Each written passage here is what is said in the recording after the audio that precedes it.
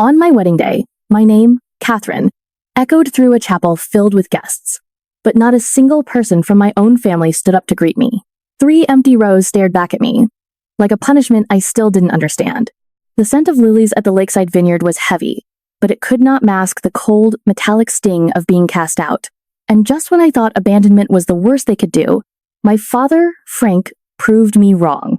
He did not just boycott my joy. He signaled with crushing finality that I was no longer a part of this family. Have you ever felt like the invisible one in your own family?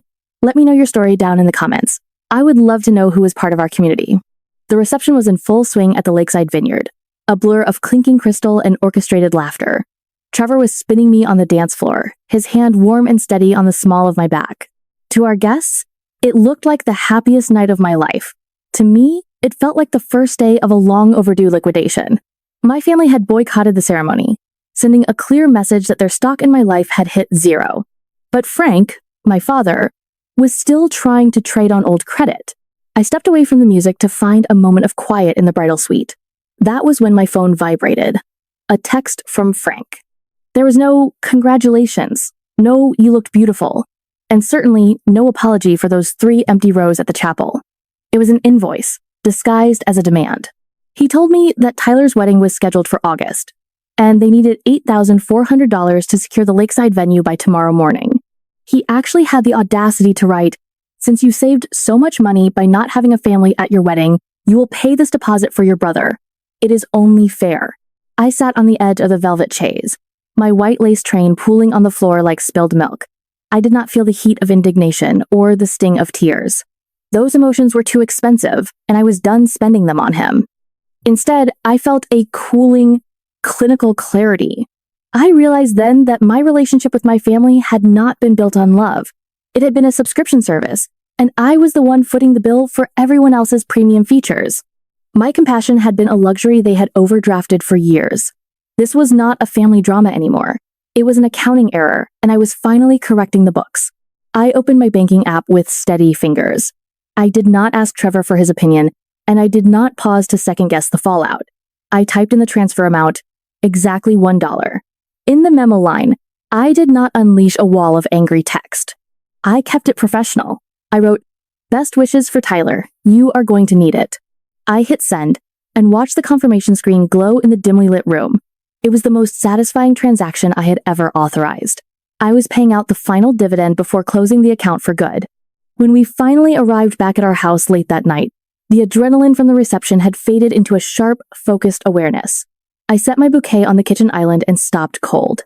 There, sitting on the granite counter, was a silver key. My father's spare key. He had not shown up to see me walk down the aisle, but he had seen fit to let himself into my home while I was at the vineyard. He had not asked for permission. He had not even mentioned it. He simply used the key he had forced me to give him when he co-signed the original mortgage as a skeleton key to my private life. I did not call him to scream. I did not demand an explanation. I looked at that key and saw it for what it was, a physical anchor to a past I was leaving behind. I picked up my phone and called a 24-hour locksmith. On my wedding night, while other brides were opening envelopes and drinking the last of the champagne, I was standing in my foyer, watching a professional drill out the old cylinders. The sound of the metal grinding was the only music I wanted to hear. By 2 a.m, every lock on every door was new. The locksmith handed me a heavy ring of brass keys, and for the first time in my life, I felt like the air in my own house belonged to me. My father had spent 29 years treating my boundaries like suggestions, but the rules of engagement had officially changed. I gathered the old keys, and the one he had left on my counter, and dropped them into the bottom of the trash can. The subscription had officially expired. I went to bed knowing that when the sun rose, I would not just be a wife or a paramedic. I would be the sole architect of my own safety. As I sat in the stillness of my newly secured home, I did not feel like a newlywed basking in the glow of a reception. I felt like a forensic accountant reviewing a bankrupt estate. For years, I had been the silent investor in my father's version of a family, and it was time to audit the books. I pulled out my old notebooks from my time in school, the pages stained with coffee and the exhaustion of 18-hour days. To the neighbors in our small Michigan town, Frank was the hero ex-fire captain, the man who saved homes. But in our house, he was the man who specialized in debt collection. When I decided to become a paramedic, he offered to help with my tuition. He paid for exactly one semester. It was $12,350. At the time, I thought it was a gift. I quickly learned it was a high-interest loan on my autonomy. For the next 3 years, while I worked 3 jobs to pay for the rest of my degree, Frank used that single semester as a leash. Every time I tried to set a boundary, or every time I said no to one of his demands, the ledger came out. "How can you be so ungrateful?" he would ask. "After I struggled to put you through school?" He would recount that one payment as if he had funded a medical degree at Harvard. Meanwhile, I was pulling double shifts on an ambulance and waitressing on the weekends, just to afford my textbooks and rent. I remembered the day Tyler turned 21. My father bought him a brand new truck outright. Cash. No cosigner, no invisible strings. When I asked why Tyler got a vehicle while I was still driving a sedan with a failing transmission, my father's face went hard. "Tyler has a future he needs to build," he said. "You are a girl, Catherine. You will just get married and let someone else take care of you. Stop being so sensitive." This brings me to the reality of being the survivor in a house built on favoritism. For years, I believed that if I just worked harder, if I was just more useful, the ledger would eventually balance. But silence is not always peace. Sometimes it is a survival mechanism. I was trapped by the invisible chains of a survivor, living in a house without songbirds, where every interaction was a transaction. I had been groomed to believe that my only value was what I could provide for Frank's legacy and Tyler's comfort. I stayed quiet not because I was weak, but because I was waiting for the moment I had enough equity to buy my own freedom. I had already repaid that $12,350. I did it 6 months ago. With interest, I calculated myself based on market rates. I did not want to owe them a single cent of emotional equity. I had sent the final check with a certified letter, which Frank had likely ignored until he needed that $8,400 for Tyler's Vineyard wedding. Looking at the new brass keys on my counter, I realized that I was no longer a shareholder in their toxicity. I had liquidated my emotional assets and moved them to a new account. Tyler had lived his entire life on handouts, a golden child whose glitter was financed by my labor and our father's misplaced pride. He had luxury cars and zero work ethic, while I had scars from trauma calls and a bank account that I owned entirely. The ledger was finally closed, and for the first time, I was not looking for a way to pay back a debt I never actually owed. I was finally looking at a surplus of self-respect. The court summons did not arrive with a dramatic knock. It was left in my mailbox, tucked between a flyer for a lawn care service and a bill for our honeymoon insurance. The envelope was thick, heavy, and bore a bright red seal from the county clerk's office. I did not let my hands shake as I tore it open. I stood on my porch, the Michigan winter wind biting at my face, and read the words that officially declared my father and brother my legal adversaries. Frank was accusing me of misappropriating $16,800 for my late mother's supplementary life insurance policy. The claim was as detailed as it was delusional. He alleged that, during my mother's final weeks in the hospital, I had used my medical credentials and my status as her primary caregiver to forge her signature on a beneficiary change form. He painted a picture of a predatory daughter, someone who had seen an opportunity in a dying woman's confusion and snatched it away from the rightful heir. My brother, Tyler. It was a strategic masterpiece of character assassination.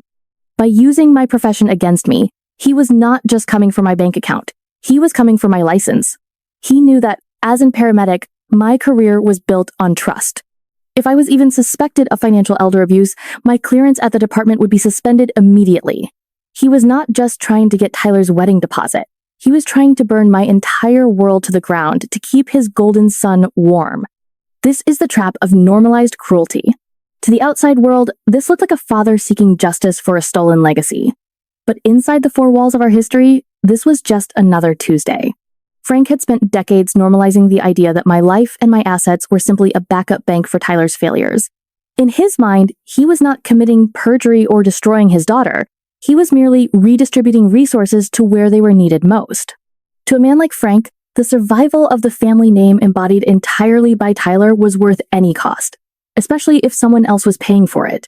His entitlement had become so profound that he genuinely believed my refusal to pay was a form of theft. Because I had dared to stop being his safety net, he felt justified in creating a new narrative where I was a criminal. He had normalized the exploitation of my labor for so long that my autonomy felt like an act of war to him. He did not see a daughter standing up for herself. He saw a rogue asset that needed to be brought back into line. The irony was sharp enough to draw blood. They wanted that $16,800 to fund Tyler's dream wedding at the very same Lakeside Vineyard where they had just left me to stand alone at the altar. They wanted me to finance their performance of a perfect family while they actively tried to dismantle the life I had built. I looked at the red seal on the paper and felt a familiar coldness settle over me. This was not a time for grief or reconciliation. This was a battle for my survival. I did not call him to argue. I did not send an angry text. I simply picked up my phone and called a lawyer I had met through a trauma call months ago. It was time to stop being the useful daughter and start being the unstoppable witness. The doorbell rang at 7:15 in the morning. It was a rhythmic, aggressive pounding that I had been expecting. I looked through the peephole and saw Frank. He was not alone. 2 sheriff's deputies stood behind him, their breath misting in the cold Michigan air. Frank was holding a stack of yellowing papers, the original mortgage documents he had co-signed 3 years ago. He looked triumphant, as if he were finally about to reclaim a territory that had gone rogue. I opened the door exactly 4 inches, the security chain still engaged. Frank did not wait for a greeting. He shouted at the deputies, "That is her. She changed the locks on my property. I co-signed this house, and I have a legal right to enter. You're living in the past, Frank. You forgot about the papers you signed 3 years ago. When I bailed you out to stop the foreclosure, you signed a conditional quitclaim deed. The terms were clear. If you failed to contribute to the mortgage for 24 consecutive months, the title would revert entirely to me. I didn't steal the house. I simply executed the contract you signed when you were desperate. I refinanced it in my name alone last month because, legally, your interest in this property expired a long time ago." He turned to my father, his tone shifting. "Sir, you no longer have a vested interest in this property. You need to leave immediately, or you will be cited for trespassing." The shock on Frank's face was the first real payment I had received in years. He looked at the papers as if they were written in a dead language. He sputtered about loyalty and family, but the law did not care about his version of loyalty. The deputies escorted him down the driveway, his once imposing fire captain stature looking frail and hollowed out against the gray winter sky. The wheels of justice turned slowly. For 8 long months, our lawyers traded discovery motions. Frank thought he could win by dragging it out, hoping I'd get tired and pay up. He didn't realize that every month he waited was another month for my investigator to dig into his records. By the time we reached the courthouse, my attorney had already moved for a summary judgment. We weren't there to debate. We were there to present the final audit of his lies. The morning of the hearing felt like an autopsy of a dead relationship. The fluorescent lights in the county building were unforgiving, casting a pale, clinical glare over the wooden benches. Frank sat in the complainant's chair, his back rigid, still trying to project the authority of a fire captain. Tyler sat behind him, his eyes darting toward the door, his designer suit looking like a costume on a man who had never done a day's work in his life. I sat with Vanessa, my hands resting on a manila folder that contained the data to end the charade. When the judge called for evidence regarding the missing $16,800, Vanessa stood up. She did not plead. She did not use emotional language. She simply presented the ambulance GPS logs and my dispatch records. On the nights the funds were withdrawn, she said, her voice echoing in the sterile room, Catherine was more than 50 miles away, performing life-saving measures on a cardiac patient. Her location is verified by federal satellite data. The judge reviewed the logs, and I watched the color drain from my father's face. But Frank had made a fatal error in his greed. Vanessa presented a secondary set of documents, loan applications in my name that I had never signed. He hadn't just lied about the insurance money. He had forged my signature to open lines of credit for Tyler's lifestyle. That $16,800 wasn't a theft by me. It was the exact amount he had embezzled using my identity. When the forensic handwriting expert's report hit the judge's desk, Frank's triumphant posture finally collapsed. But the real execution was yet to come. Vanessa pulled out the copy of the pawnshop receipt. We also have documentation regarding the $5,000 deposit Tyler made for his wedding photographer just 2 days after withdrawals from the insurance account began. And here, she continued, sliding the image toward the judge and my father, is the collateral he used. Frank leaned forward, his hands trembling as he looked at the receipt. The description was unmistakable. 1 gold Firefighter's Medal of Valor, engraved Captain Frank Henderson. For a moment, the room went completely silent. I watched my father's world implode. The son he had boycotted my wedding, for the son he had tried to frame me to support, had sold the only thing Frank actually owned of value to pay for a vanity party. Frank turned toward Tyler, his voice a broken whisper that carried further than any shout. "You took my medal? Tyler, I gave you everything." Tyler could not even look at him. He just stared at the floor, his silence a confession. It was a total moral bankruptcy. This is the power illusion of the empty wallet. My father had spent years acting as though his authority over me was inherent, a natural law of family hierarchy. But in reality, his power was a rented shell, financed entirely by my compliance and my money. He had built his identity on being the provider, while I was the one actually footing the bills. The moment I stopped playing along and cut off the cash flow, the illusion vanished. He was not a captain anymore. He was just a man in a trailer park future, realizing that the only person who actually valued him was the daughter he had just tried to destroy. His status had hit 0, and he was finally seeing the true balance of his life. I stood up as the judge issued the ruling to dismiss the charges against me with prejudice. I did not feel joy. I did not feel pity. I felt the same detached satisfaction of a job well done. I looked at the 2 men across the aisle, one hollowed out by greed, the other by a pride that had no foundation. I was no longer an asset they could liquidate. I was the one who had finally audited the family soul and found it wanting. I turned my back on them and walked out into the cold Michigan afternoon, leaving the ashes of their pride behind me. Tyler's wedding never happened. Instead of a vineyard ceremony filled with expensive flowers and fake smiles, he was handed a court date for fraud and identity theft. Frank's world did not just crack. It disintegrated. He was forced to sell the family house, the one I had spent 48 months paying for, just to cover the restitution he owed and the mounting legal fees from his failed assault on my character. He moved into a small, rented room on the edge of town, finally living the reality he had spent years pretending was mine. I took the last of the savings, I had money we had set aside for a honeymoon, and I returned to that cold, dimly lit pawn shop. I bought back the gold firefighter's Medal of Valor. Holding it, I felt nothing but the weight of cold, indifferent metal. Frank sent a message through a neighbor, begging me to give it back. He said it was the only piece of his soul he had left. I did not even reply. I walked into the local firefighters museum and handed it over. I did not ask them to honor him. I asked them to display it under my mother's name. It was a tribute to the quiet bravery of those who endure, not the loud pride of those who exploit. This part of my story is for those of you who have spent your lives sitting at the spares table, to the ones who are treated like an invisible resource, a bank account with a pulse, or a shadow in your own home. I know the weight of that silence.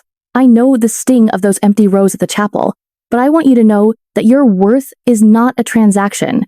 You do not owe your future to people who only value your utility. Reclaiming your life is not about vengeance. It is about balance.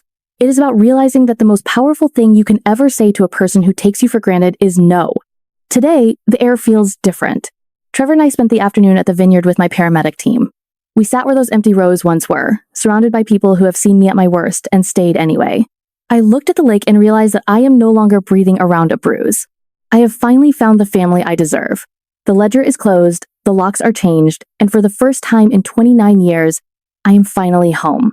True family consists of the people who show up when you need them, not just those who share your blood. If this story touched you, please share it with someone who needs that extra bit of strength.